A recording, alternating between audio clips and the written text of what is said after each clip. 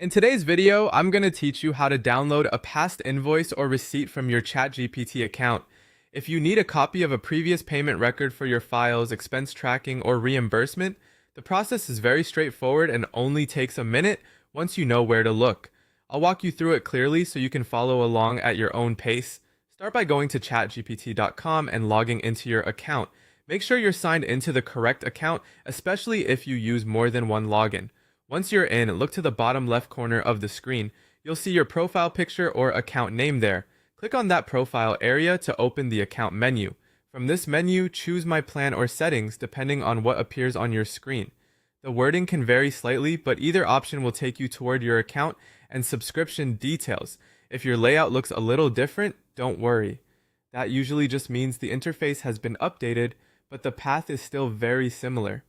After that, find and click Manage My Subscription.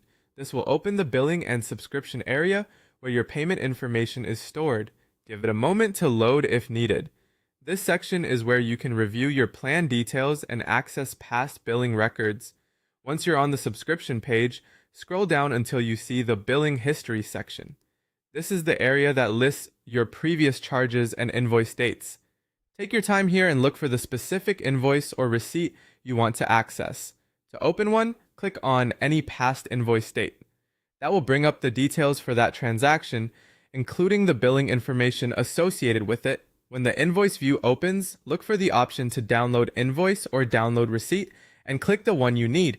Your file should then download to your device where you can save it, print it, or attach it to an expense report if necessary. If the download doesn't start right away, check whether your browser is blocking pop-ups or downloads, since that can sometimes interrupt the process. It's also a good idea to rename the file after downloading it so it's easier to find later. That's all it takes to access and download a past invoice or receipt from your ChatGPT account. Once you've done it once, it becomes very quick to repeat anytime you need another copy.